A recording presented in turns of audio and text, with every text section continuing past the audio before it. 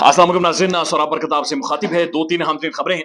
और बड़ी खबर इमरान खान साहब की ऑफ द रिकॉर्ड कुछ साथियों से मुलाकात हुई है और मुलाकात में इमरान खान साहब ने अपनी सारी स्ट्रेटजी बता दी है। यानी बाउंसर्स कौन से होंगे, यॉर्कर्स किस तरह से पड़ेंगे, खान इलेक्शंस किस तरह से कॉन्टेस्ट करेगा और लिटरली विक्टिम पर इन्हें यॉर्कर के जरिए गिराएगा किस तरह, यानी विक्टिम पर ये सब आपको गिरे हुए नजर आएंगे। यानी Khan is back in the game and he is making strategies. वो प्लानिंग कर रहे हैं, रीथिंकिंग कर रहे हैं और बाकायदा से एक स्केच बना रहे हैं, वो आपके सामने रखेंगे। लेकिन एक और चीज सामने आई है, ये बड़ी खबर है और ये बड़ी खबर ट्विटर के ऊपर टॉप ट्रेंड कर रही है। जस्टिस फॉर रिजवाना के नाम से एक मासूम बच्ची, जहां पर एक जज एक भेड़िए के घर में उस बच्ची को इतना मारा गया कि उसके जख्मों में कीड़े पड़ गए, यानी सावन में उस बच्ची के सर के जख्मों में कीड़े पड़े और उस हवाले से एक बहरूपियापन सामने आया है। और आपको पता चलेगा कि इस माशरे के अंदर कितना ज्यादा फ्रॉड है, कितनी ज्यादा दो नंबरी है, कितना ज्यादा झूठ बोला जाता है कि आप किसी को फेस वैल्यू के ऊपर जज ही नहीं कर सकते कि बंदा क्या कह क्या रहा है और ये बंदा असल में है क्या।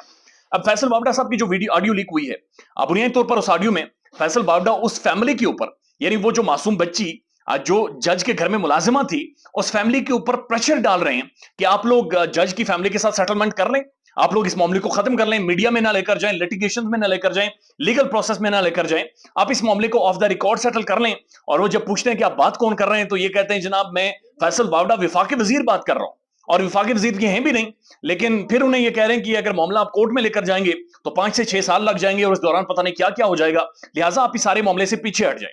उसने कहा हमें जी इंसाफ चाहिए, हम किसी भी तौर पर पीछे नहीं हटेंगे। गरीब बंदा है लेकिन गैरतमंद बंदा है। लेकिन अंदाजा लगाइए कि एक तरफ फैसल बावड़ा उन्हें कॉल करके ये कहते हैं, लेकिन दूसरी तरफ टेलीविजन के ऊपर और ट्वीट करके ये कहते हैं कि उस जज को अभी तक पकड़ा क्यों नहीं गया और मैं उस बच्ची को इंसाफ दिलवाऊंगा और मैं उस बच्ची के साथ खड़ा हूंगा। यानी टीवी पर और सोशल मीडिया पर यह स्टेटमेंट और बैकडोर रात की तारीकी में फैसल बावड़ा झूठ बोलकर एक बहरूपिये के रूप में बुनियादी तौर पर उस फैमिली को यह कह रहे कि आप लोग उस जज के साथ सुलह कर लें, मामला खत्म कर दें, नहीं तो 5 से 7 साल लग जाएंगे। और कह रहे हैं मैं वफाकी वजीर हूं, फेडरल मिनिस्टर हूं।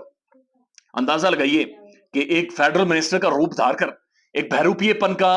मुजाहिरा करते हुए फैसल बावड़ा उस गरीब फैमिली को यह कह रहे हैं कि आप लोग सुलह कर लें, नहीं तो हालात बहुत ज्यादा मुश्किल हो जाएंगे। यानी दिस इज हाउ इस मुल्क के अंदर चीजें ऑपरेट करती हैं। अब इमरान खान साहब से 3-4 साथियों की अहम तरीन मुलाकात हुई है जब वो बन्नी गाला के अंदर मौजूद थे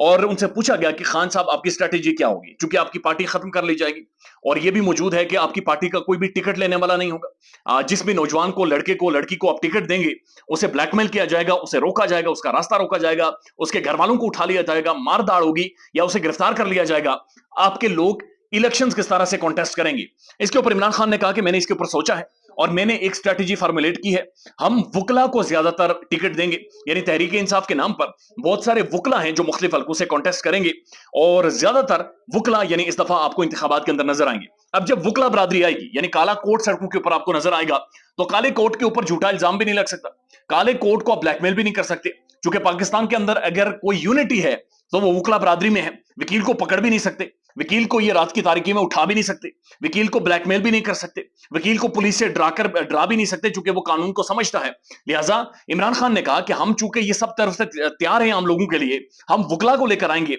और वुकला ही डिसाइड करेंगे। यानी अगर वकीलों के साथ इन्होंने धांधली किया, 2 नंबरी की, तो वकील सारे सड़कों पर आ जाएंगे, अदालतें बंद हो जाएंगी, क्योंकि वो तो इंसाफ का मुतालबा करेंगे और फिर वो देखेंगे कि उनके साथ क्या ज्यादती हुई है। लिहाजा ये स्ट्रैटेजी खान की है और ये बहुत हद तक महसूस हो रहा है कि ये अपना असर दिखाएगी, यानी इसका एक इंपैक्ट पड़ेगा कि इमरान खान वुकला के साथ, एक वुकला बरादरी, एक काला कोट इमरान खान के साथ जुड़कर सड़कों के ऊपर भी मौजूद होगा और हल्कों में भी इमरान खान या तहरीक इंसाफ की तरफ से इंतखाबात कॉन्टेस्ट करेगा। उसके बाद उनसे सवाल हुआ परवेज खटक और महमूद खान के हवाले से, तो इमरान खान ने कहा कि महमूद खान ने जब पार्टी छोड़ी, यानी अगले दिन परवेज खटक के साथ बैठकर उन्होंने नई पार्टी जो बनी है, उस दौरान जो महमूद खान वहां पर बैठे हुए और महमूद खान का चेहरा उतरा हुआ है, मुस्कुराहट नहीं है, ऐसा महसूस हो रहा है जबरदस्ती किसी ने बिठाया हुआ है। तो खान साहब ये कहते हैं कि महमूद खान से उस वक्त यानी आखिरी रात भी मेरी बातचीत हुई है,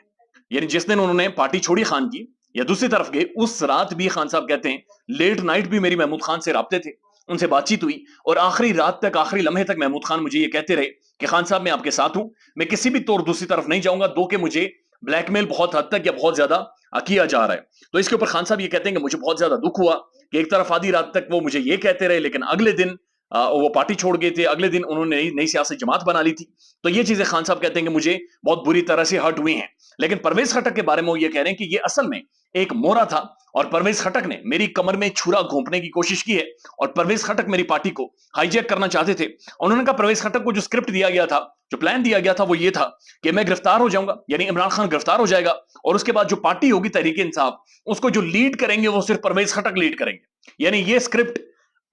کاپی پر لکھ کر, پینسل کے ساتھ لکھ کر پرویز خٹک کے کانوں میں ٹھونس دیا گیا تھا کہ خٹک صاحب آپ تو سب سے بڑی پولیٹیکل پارٹی کے سربراہ ہوں گے, خٹک صاحب آپ تو بہت بہت بڑی پارٹی کو لیڈ کریں گے, تو خٹک صاحب برائے مہربانی آپ یعنی عمران خان کو چھوڑ دیں, اور عمران خان جب ختم ہو جائے گا تو اس کے بعد یعنی عمران خان کے بعد خٹک صاحب ہی پارٹی کو لیڈ کریں گے. سو دس از ہاؤ یہ معاملات سارے چلیں گے. تو خٹک صاحب کو یہ باقاعدہ سے اسکرپٹ اور ایک لالچ خٹک صاحب کو باقاعدہ سے دی گئی تھی, جس کے بعد خٹک صاحب نے آ کر یہ ساری حرکت کی اور اپنی نئی پولیٹیکل پارٹی اناؤنس کی ہے.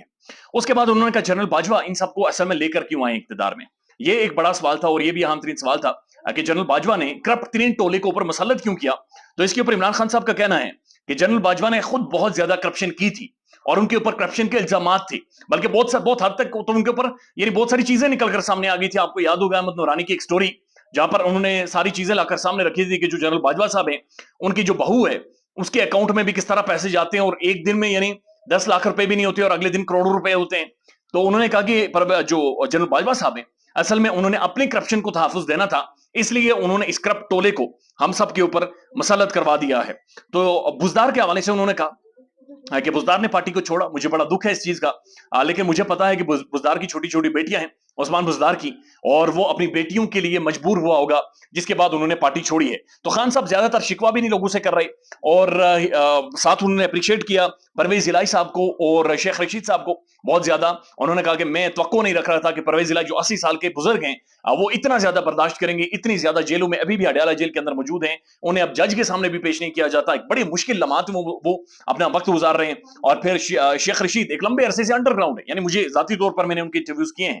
مجھے پتا ہے ان کی صحت ٹھیک نہیں ہے, لیکن اس کے باوجود وہ اتنے لمبے عرصے سے انڈر گراؤنڈ ہے, بٹ خان کے ساتھ کھڑے ہیں. اور پرویز خٹک جو شیخ رشید صاحب, ان کے بارے میں آپ جانتے ہیں کہ وہ ہمیشہ دوسری طرف جا کر کھڑے ہوتے تھے, سیاسی جماعتوں کے ساتھ کھڑے نہیں ہوتے تھے. لیکن یہ پہلی دفعہ غیر معمولی ہے, انپریسیڈنٹڈ ہے کہ شیخ رشید صاحب یہ کہتے ہیں کہ مجھے پنڈی میں بلا کر کہا گیا, میں نے کہا کہ دو چوائسز ہیں, ایک آپ اور ایک خان, اور میں خان کے ساتھ جاؤں گا. خیال رکھیے گا اپنا, اللہ حافظ.